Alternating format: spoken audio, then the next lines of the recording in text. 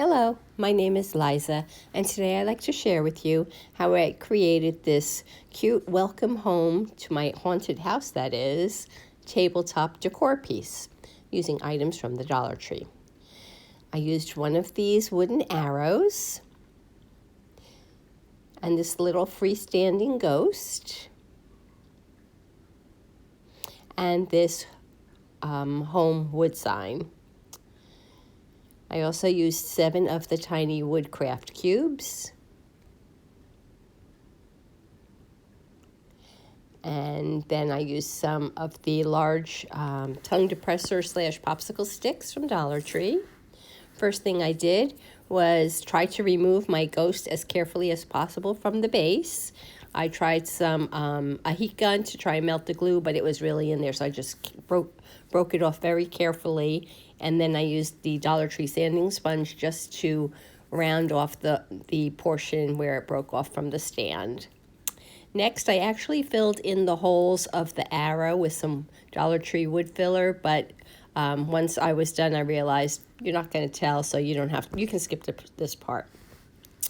Now I have a little desk vise and a little craft drill, and I'm going to drill a small hole through each of the little blocks because they're going to be strung on wire.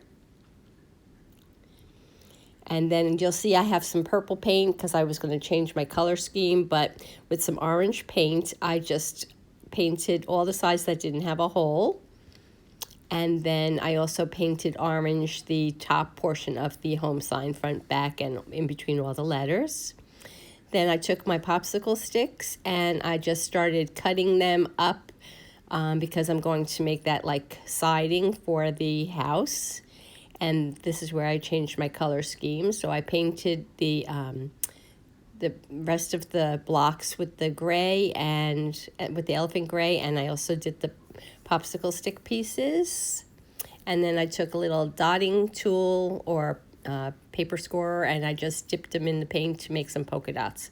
Now this part is going to be optional because of how I made my house, but I used 6 Jenga blocks and a paint stir stick piece because I'm going to build some steps, because unfortunately when I did my little door to my house, you can't see it behind the home sign.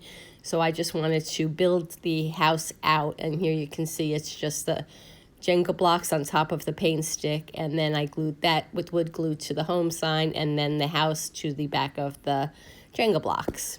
I added some little googly eyes to the house and a little piece of burlap ribbon for a creepy window curtain, and I made a little the ghost white, and while the white paint was still wet, I used some more of the elephant gray chalk paint to make it a little bit more dimensional. And then with a Sharpie, I just wrote the letters for welcome. And then this chipboard for the ghost is very thin, so I just used a paper piercer to put a hole in each of the ghost's arms. And I strung my beads on some floral wire, and then I attached the wire through the holes I just punched. And here you can see in the back how I just closed it off. And I meant to tell you that I also backed the whole entire project with some black cardstock.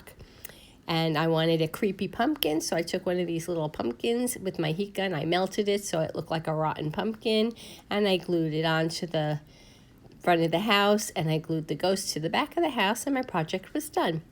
I hope you enjoyed this project. If you did, please give my video a thumbs up, leave me a comment, and as always, if you aren't already subscribing, please consider doing so. Quarantino and I will be back again soon with another project. Thanks for watching. Take care.